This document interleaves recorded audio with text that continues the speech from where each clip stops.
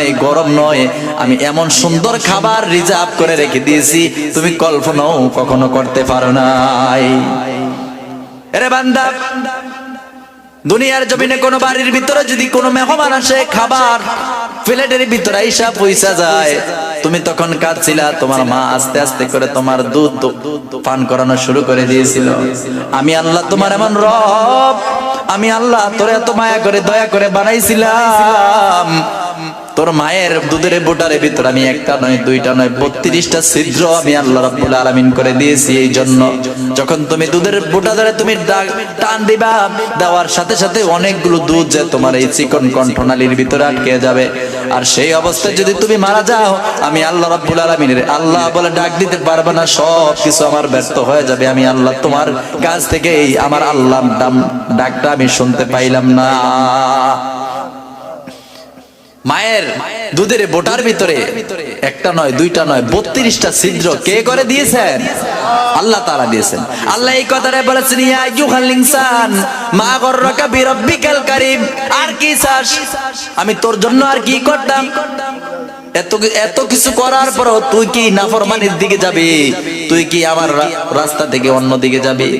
আমার রাস্তা দিকে তোরে কে নৈরাশ করে অন্য দিকে রাখলো আমি তো বুঝতে পারলাম না। কাইফা তাকফুরুনা বিল্লাহ, আমার এইটা বুঝতেও আমার কল্পনা আসে না। কাইফা তাকফুরুনা বিল্লাহ ওয়া কুনতুম আমওয়াতান, তুমি ছিলা মৃত, আমি সেখান থেকে তোমাকে আবার জীবিত করে বানাইছিলাম, দুনিয়াতে আনছি, আবার মৃত্যু দান করব, আবার ইউহয়িকুম, তোমাদেরকে আবারও আমার হাসর ময়দানে আমার কাছে তোমাদেরকে উপনীত করতে হবে। সুবহানাল্লাহ। আল্লাহ রাব্বুল আলামিন বলেছেন, ফি আইয়ি সূরাতিন মা শাআ রাক্কাবাক, আমি আল্লাহ রাব্বুল আলামিন তোমাকে আমি আমার নিজের করে আমি সুন্দর করে ভুরুগুলো সুন্দর সুন্দর করে দিয়েছিলাম। ও বাবা ভাই বন্ধু পর্দার আলের মা ও বোনেরা, মা বোনেরা যায় এখন বর্তমানে বিউটি পার্লারে যায় কিনা বলেন? বিউটি পার্লারে যায়, আল্লাহ তাআলার এই যে সৃষ্টি ছিল সৃষ্টিটারে সেখান থেকে ভুরুটারে উঠিয়ে ফেলায়। এই ভুরু ফেলাক যারা করে ওই সমস্ত মহিলাদের উপরে লাআনত। মহিলারা যায় আদাইয়াসুলা ইয়াদখুলুনাল জান্নাহ, মহিলারা যখন বাজারে যায় তখন শয়তান তাদের উপরে সহচর হয়। এখন বর্তমানে মহিলারা বাজারে যায়নিও, কথা বলেন না, যায় যায় এখানে সবাই যদি এই যে কথা বলছেন মহিলাকে কথা মতন চলতেছেন না সবাই নাকি? এরকম কথা যদি বলেন যে না মহিলাদের কথা মতো চলি না, এক বাদশা বসে আছে, হঠাৎ করে তার কাছে খবর আসছে, বাদশা আপনি শুনছেন সারা বাংলাদেশটারে আপনি কি করছেন? উন্নয়ন করে গাড়িয়া ফেলাইছেন। সবাই কয় আপনি বলে কোনো উন্নয়ন করে না। আর না, আমার বাংলাদেশের কথা না, আমি আজকে দেখলাম অনেক উন্নয়ন করেছে সরকার, কিন্তু বাদশারে বলছে আপনি এত কিছু করেছেন কিন্তু আপনার কথা মতন কেউ চলে না, সবাই যার যার বউর কথা মতো চলতেছে। তাই নাকি? উজির নাজিরের খবর দিল সবারে আনো, আইনা আমার সিংহাসনে বসাও। আয়েশা বলছেন, ভাইয়ারা আমার, আমি আপনাদের বিশ্বস্ত সুস্থ জানতে পারলাম যে আপনারা নাকি আমার কথা মতো চলেন না, যার যার বউর কথা মতো চলেন। তো আমি আপনাদের কাছে একটা কথা বলতে চাচ্ছি, কারা কারা আমার কথা মতো চলেন তারা ডাইন পাশে যান, আর কারা কারা তাদের বউর কথা মতো চলেন তারা বাম পাশে যান। সবাই বাম পাশে গেছে, এউগা মাঝখানে বসে রয়েছে। এখন বাসার মেজাজ গরম হয়ে আইছে, আসন কে তুই মাঝখানে বসে রইলি? সবাই বাম পাশে গেছে, বাম পাশে যাইতি। বাদশা বাড়ির থেকে আসার সময় আমার বউ কইয়া দিছে, বাসার কথা মতন যদি ডাইনে বামে যাও লাড়ি দিয়ে ফিরে ঠ্যাঙ্গের খুঁড়া সব ভাঙ্গেলাম। বলেন হেও কার কথা মানে? বউর কথা মানে। তাহলে মহিলাদের কথা বলছেন, এরা বাড়িতে গেলে যাওয়ার খাবারও তো বন্ধ হয়ে যাইতে পারে। কথা বলেন ঠিক কিনা? মা বোনদেরকে সম্মান দিয়েছেন। দেখেন আল্লাহ বলেছেন, ফি আইয়ি সূরাতিন মা শাআ রাক্কাবাক, আমি তোকে সৃষ্টি করেছি, কাউকে আমি ছেলে দান করেছি, কাউকে আবার মেয়ে দান করেছি। এটা কার কথা? ও বাবা ভাই বন্ধু, ছেলে সন্তান হলে খুশি, মেয়ের যখন চেহারা দেখে তখন এমন সমাজের ভিতরে লোক আছে কিনা মুখটা বেজার হয়ে যায়, আছে কিনা? আল্লাহ রাব্বুল আলামিন বলেন, বান্দারে আমি যদি কোনো পৃথিবীর বাসীর উপরে যদি আমি খুশি হয়ে যাই তখন তাদের উপরে আমি 3টা জিনিস দান করি। কয়টা জিনিস? আরো জোরে কোন? 3টা জিনিস দান করি। সর্বপ্রথম নাম্বার হলো আমি যদি কোন পৃথিবীর বাসীর উপরে যদি কোন মানুষের উপরে আমি খুশি হয়ে যাই, এক নম্বরে আমি আল্লাহ রাব্বুল আলামিনের পক্ষ থেকে তাদের উপরে বৃষ্টি বর্ষণ করি। কি করে? সুবহানাল্লাহ, বাড়ির যায় কই। দ্বিতীয় নাম্বার হলো আমি আল্লাহ রাব্বুল আলামিন যদি কোনো মানুষের উপরে সন্তুষ্ট হয়ে যায়, দ্বিতীয় নম্বরে আমি আল্লাহ তাআলা তাদের উপরে মেহমান পাঠিয়ে দেই। আর তৃতীয় নম্বরে যখন আমি আল্লাহ আরো বেশি খুশি হয়ে যাই, বান্দার উপরে, জাতির উপরে যদি খুশি হয়ে যায়, তখন আমি আল্লাহ রাব্বুল আলামিন বেশি খুশি হওয়ার কারণে আমি আল্লাহ বান্দার উপরে আমি মেয়ে সন্তান দান করি। তাহলে আল্লাহ খুশি হলে জাতির উপরে কয়টা জিনিস দান করে?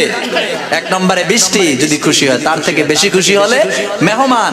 তৃতীয় নম্বরে যদি আরো বেশি খুশি হয়, তখন আল্লাহ বান্দার উপরে মেয়ে সন্তান দান করে। আল্লাহু আকবার। সেই মেয়েকে নিয়ে আমরা অবহেলা করি, করি কিনা? আল্লাহ রাব্বুল আলামিন এই মেয়েদের সম্মান দিয়েছেন, নবীও তাদের সম্মান দান করেছেন। এই মেয়েদেরকে সম্মান করবেন। আল্লাহ রাব্বুল আলামিন এই মেয়েদের সম্পর্কে নবীর মাধ্যমে জানিয়ে দিয়েছেন, নবী গো, ওই মহিলাদেরকে আপনি একটু ওয়াজ করতে থাকেন। মহিলাদেরকে বেশিরভাগ জাহান্নামের ভিতরে দেখেছেন। এই যে আমাদের সামনে কাল্লা বাল তুকাযযিবুনা বিদ্দীন, কিয়ামতের দিবসটাকেও তারা মিথ্যা অপূর্ণ করবে। মহিলাদেরকে কেমনে বলবেন? মহিলারা জিনা ব্যভিচারিতে বেশি লিপ্ত হচ্ছে। আল্লাহ তাআলা কিয়ামতের ময়দানে এই সমস্ত মানুষগুলোর যখন হিসাব নেওয়া হবে, তখন আল্লাহ তাআলা বলেছেন আপনাকে সেখানে দাঁড়া করানো হবে। ওয়া সাহিবাতিহি ওয়া আখি ওয়া ফাসিলাতিহি আল্লাতী তুবি ওয়া মান ফিল আরদি জামিআন সুম্মা ইউনজি। সেদিন সন্তান কাজে আসবে না, পিতা মাতা কাজে আসবে না, আপনার যেই সাথী ছিল সেই সাথীও আর কাজে আসবে না। স্ত্রী বলবে আমার কোনো বিবাহ হয় নাই, আমার কোনো স্বামী নাই, আমার কোনো সন্তান কোন জায়গা থেকে আসবে, এইটাও বলতে তারা অস্বীকার করবে। আল্লাহ তাআলার কাছ থেকে আরেক সূরার ভিতরে বান্দাগুলো তখন আফসোস করে বলবে ওয়ালা মাদরি মা হিসাবিয়া মা আগনা আন্নি মালিয়া আলাকা আন্নি সুলতানিয়া।